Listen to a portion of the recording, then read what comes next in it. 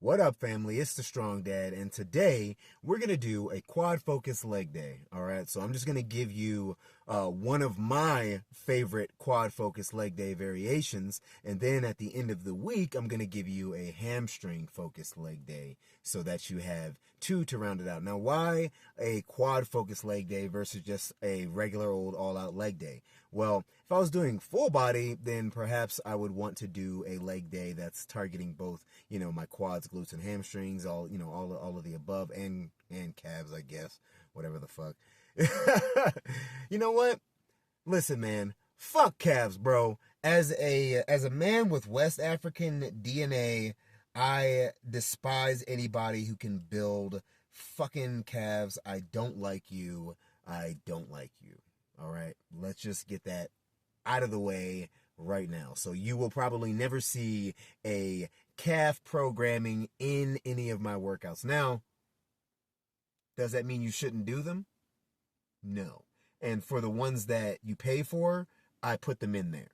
But if it's a free one that I've created, you probably won't see them. And that's me being honest. Anyway, like I said, like I was saying, the hamstring and quad focus leg day, the only reason that I do this is even though I will be getting hamstring stimulus on my quad day and vice versa on my other day, I like a day where I can focus more on my hamstrings and a day where I can focus more on my quads. And this is just because I'm built like a fucking grasshopper. So because I'm built like a grasshopper, I have to train my legs hard as fuck. They're long as hell, and it's just an all-out battle for me. So I find it best, and I've been finding the best stimulus from days where I focus solely on quads and days where I focus solely on hamstrings with a little bit of carryover stimulus to the other two muscle groups. So with that being said, let's get right into it. So before we get into the leg day, let's go over some stretches that I typically do if I'm experiencing soreness in my groin and or lower back on either side. So I'll get down in this lunge pattern and I'll just kind of dig forward and push down on my hand, pushing my glute inward. All right. I'll come up, release the pressure, go back down again. All right, now when I come up, I'm actually kind of pushing forward with my knees so that there's tension in my groin area, like I'm kind of trying to kick forward, and then I'll release that so I can get a deeper stretch. And this again will feel really, really good if you've got some tightness down in that area. And if you've got some tightness in your lower back as well, then I'll show you the next stretch will cover that. So here we are. We're going to do the standing variation of that, which is essentially the same motion, all right, except my knee doesn't touch the ground, all right, and I'm going to lean forward and reach to the other side, and this is the target area that you're trying to stretch out. This right here and that area right in your groin, and typically when these areas are tight, you have a tight lower back, and that's kind of where that lower back pain can come from, especially if you're lifting a whole lot. So let's just show you the side view real quick. Again, you find your position, your lunge pattern, drop down into the lunge. All right, set your body backwards so you feel tension here, and then reach over and then you feel the stretch there. Forgive the chunk, it's motherfucking bulking season, and that's how you get that stretch done. The next thing I'll do will just be to kind of warm up my hamstrings if they're tight. They normally aren't, but if they are, then I'll do like, 10 of these, 15 of these, and typically they'll feel good. The last thing I'll do will just be feeling out this area since this is the range that I do squats in. And this, again, just feels really good. So now I get into the warm up for the squats. Now I do wide stance squats, and I'll talk more about that. But when I warm up for my squats, I just grab 135 and I do a set of either 6 to 10. You don't need to do like a crazy walk up and weight unless you're, squatting, fucking 500 pounds and shit. But most guys aren't doing that. We can just squat 135 and be sufficiently warm. The whole purpose is that you perform the squat exactly how you perform it when you have your high weight on. Okay. So I like to kick off my leg days with either a back squat or an RDL. It just depends on if it's a quad focus day or a hamstring and a glute focus day. Now, with that said, I do my back squats wide stance. And that's just because those are my best leverages. And this is determined on each individual is going to squat just a little bit differently. And, I've got long legs and a shorter torso. So close stance squats don't really, I don't feel as stable when I do them. And yes, I still do train in that range, but if I'm training to move up in weight, then my preference is always going to be wide stance squats. And what that's going to target is going to be my adductors and glutes. And then I'm going to, of course, get some quad stimulus. It just won't be as much as if I were doing a close stance squat. But on days that I am programming the back squat for a quad focus leg day, I do a heel elevated back squat as well so that I can hit my quads. And I only do 2 sets of these because the next exercise is the dreaded leg press, and you'll see why in a moment. But again, if you have great leverages for squatting, you may never need to do a heel elevated back squat in order to get good knee over toe action, which is what you really want for healthy knees and for good quad stimulus. All right. If you are like me and your leverages are better for wide stance squats and you have trouble with close stance squats, then my suggestion is don't ditch it, just do heel elevated. That way you can get the stimulus and you'll eventually get strong there too. So it's no biggie. Now I sped this up because this is actually a long ass set. I think it's 6 minutes long. So my feet will progressively come down on the pad as the weight gets lighter. My rep range at the heavy is generally 6 to 8, and at the light is about 12 to 15. All right. I'm going to do a set, strip it, sit back down, do a set, strip it, sit back down.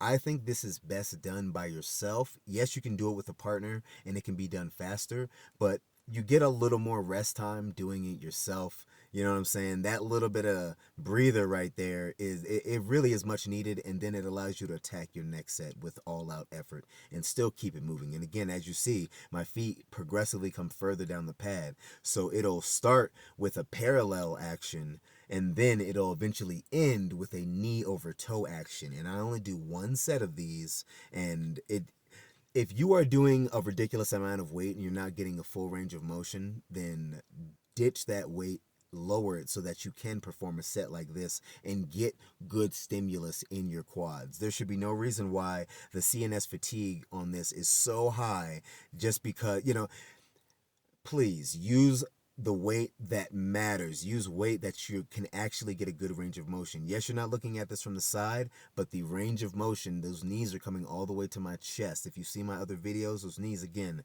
they come all the way to my chest. So remember that when you're doing your leg press. And the leg press is great for building your quads, so don't sleep on them things. Now, the next thing that I like to do is Bulgarians.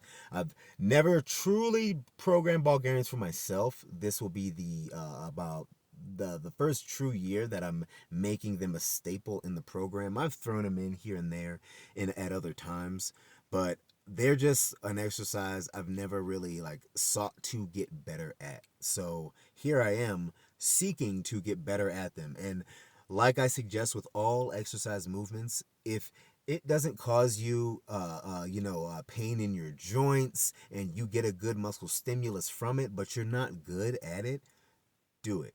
Train in it. Become good at it. This is a range of motion that your body sucks in. And remember what I said, you want your body to be good in all ranges of motion. So again, remember, that knee over toe action is going to be a good thing for your knee health and to build great quads. If you're trying to target the quads more, remember knee over toe. And again, when it comes to squats, heel elevated if you have issues. Bulgarians also, you can do heel elevated, but that shit feels weird as fuck.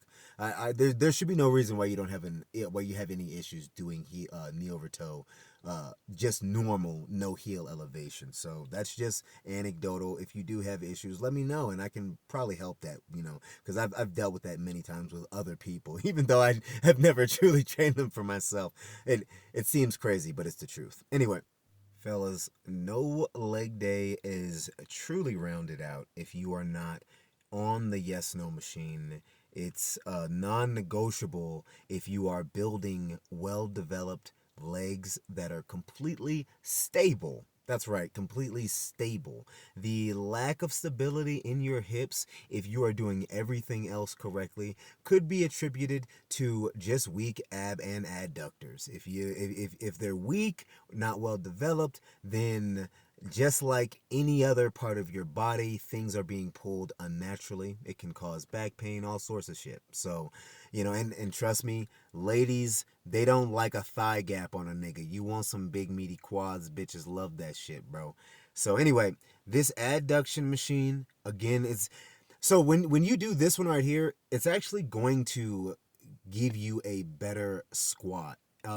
Again, you want to be strong and effective in all ranges of motion. And so when you're doing your squat patterns, sometimes you may feel pain from not developing these two areas right here.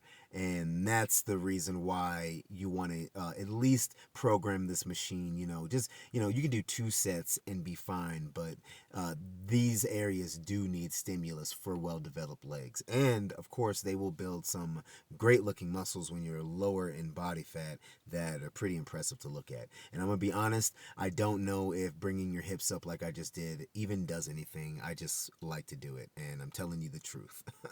So whenever I round off my leg day, if it's a quad focus leg day, then I make sure to get 2 sets of hamstrings in, and I do it run style. So I will start with a heavy weight. I'll do 5, and then I'll count by 5s all the way up to 30. And that's why this is being sped up, because it takes a long time. It's a grinder.